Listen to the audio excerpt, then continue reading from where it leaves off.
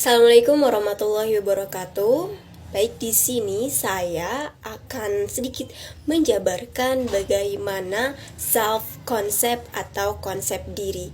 Dan apakah kita semua sudah tahu nih cara bagaimana memandang diri kita sendiri atau menilai kepribadian kita seperti apa sih? Dan teman-teman sudah tahu belum self concept sendiri itu apa? Nah, self-concept pengertian dari beberapa ahli bahwa self-concept atau konsep diri adalah cara dan sikap seorang individu dalam memandang dirinya sendiri.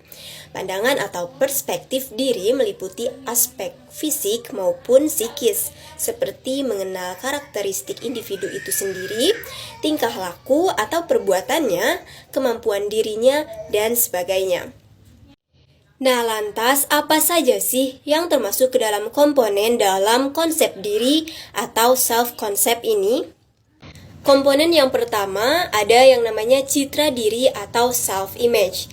Self-image di sini berarti perilaku individu secara fisik kepada dirinya sendiri, baik disadari ataupun tanpa disadari. Komponen self-image ini mencakup persepsi atau tanggapan baik di masa lalu maupun di masa sekarang terkait ukuran dan bentuk tubuh serta kemampuan yang ada pada dirinya secara fisik. Nah, yang kedua ada yang namanya ideal diri. Komponen ini berarti persepsi seseorang mengenai bagaimana dia semestinya berperilaku berdasarkan pada standar pribadi yang dia buat dan terkait dengan cita-cita yang dia buat juga. Ideal diri di sini juga disebut sebagai pengharapan atas diri kita sendiri. Hal ini seperti harapan atas kemungkinan menjadi apa diri kita kelak di masa depan dan bagaimana diri kita ideal gitu ya, atau sesuai dengan apa yang kita harapkan. Nah, komponen yang ketiga itu ada yang namanya harga diri atau self-esteem. Self-esteem merupakan persepsi seseorang akan hasil yang dicapainya dengan menelaah seberapa banyak kesesuaian perilakunya dengan ideal dirinya. Jadi, si self-esteem ini dihasilkan dari persepsi dan juga penilaian seseorang terhadap dirinya terkait dengan harapan dan juga fakta yang ada pada dirinya. Jadi semakin luas nih ketidaksesuaian antara apa yang dia inginkan dengan kenyataan, maka akan semakin rendah harga dirinya.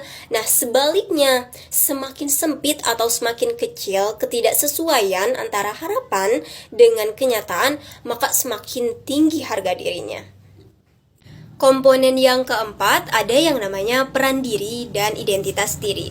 Peran diri di sini berarti segenap bentuk, sikap, atau tingkah laku, nilai, dan tujuan yang diharapkan oleh suatu kelompok sosial terkait dengan fungsi dan peran seseorang di dalam masyarakat atau kelompok sosial tersebut. Artinya, kita sebagai individu sadar peran kita di masyarakat itu seperti apa. Contohnya seperti kita sebagai siswa, peran sosial kita adalah sebagai siswa di sekolah tersebut gitu. Dan kalau kita lagi di rumah, ya peran kita sebagai anak atau sebagai orang tua, adik maupun kakak. Nah, seperti itulah contohnya ya. Dan identitas diri ini berarti kepekaan seseorang terhadap dirinya yang dihasilkan dari pengamatan dan penilaian dirinya dengan menyadari bahwa dirinya itu memiliki perbedaan dengan individu lain. Yang komponen ini dimulai terbentuk mulai dari diri seseorang sejak masa kecil. Selain itu, konsep diri juga terdiri dari 3 hal, yaitu pendapat remaja mengenai dirinya sendiri atau yang kita sebut tadi sebagai self-image. Yang kedua, cara remaja menghargai dirinya sendiri dengan tidak membandingkan dengan orang lain. Itu yang kita sebut tadi sebagai self-esteem. Dan yang terakhir ada sosok ideal remaja yang ingin mereka capai atau kita sebut tadi sebagai ideal self. Nah, sebelumnya kan kita sudah ngebahas bagaimana komponen-komponen dari konsep diri atau self-concept ini. Berikutnya, kita akan membahas bagaimana karakteristik dari konsep diri. Nah, karakteristik konsep diri ini ada dua nih, yaitu konsep diri positif dan konsep diri negatif. Seperti apa sih konsep diri positif maupun negatif? Yang pertama yang akan kita bahas terlebih dahulu yaitu konsep diri positif. Konsep diri yang positif ini akan memudahkan kita dalam beradaptasi dengan berbagai atau banyak keadaan. Jadi kita akan cenderung mudah beradaptasi ketika konsep diri kita itu positif. Jadi saat kita membentuk konsep diri positif, hal-hal buruk atau negatif yang terjadi dengan kita itu kita akan anggap sebagai dari perjalanan hidup saja gitu. Dan pastinya ada hikmah yang akan kita ambil dari apa yang terjadi di dalam hidup kita tersebut. Nah, yang terpenting dari konsep diri yang positif ini adalah ketika kita mempunyai masalah dan masalah itu datang dalam hidup kita, ya kita tidak akan menganggap itu adalah akhir di dalam hidup kita. Sebaliknya, kita akan menganggap bahwa semua orang punya masalah, semua orang harus menghadapi masalahnya, dan termasuk kita juga gitu. Jadi kita nggak akan gampang menyerah. Maka tidak heran jika seseorang yang mempunyai konsep diri yang positif ini kemudian percaya dirinya sangat tinggi gitu, dan selalu berpikir bahwa setiap masalah yang ada kita hadapi, yang akan kita hadapi, kita alami itu pasti ada solusinya. Nah, selain itu kita akan dapat menerima diri kita apa adanya, menerima segala risiko dan kelemahan yang ada di dalam diri kita, dan kita cenderung memiliki wawasan yang luas terhadap diri kita sendiri. Kemudian juga memiliki keinginan dan perencanaan yang realistis, yang enggak neko-neko gitu, yang enggak aneh-aneh. Dan kemungkinan besar apa yang kita impikan itu akan kita peroleh, akan tercapai gitu. Karena kenapa? Karena diri kita sudah terbentuk dengan konsep diri yang baik gitu ya. Kemudian karakteristik individu yang memiliki konsep diri yang positif antara lain mempunyai keyakinan bahwa kita mampu mengatasi berbagai masalah. Dengan kata lain, kita percaya bahwa di setiap masalah itu pasti ada jalan keluarnya. Kemudian memiliki perasaan setara terhadap orang lain. Jadi kita nggak bakalan ngebanding-bandingin diri kita dengan orang lain gitu.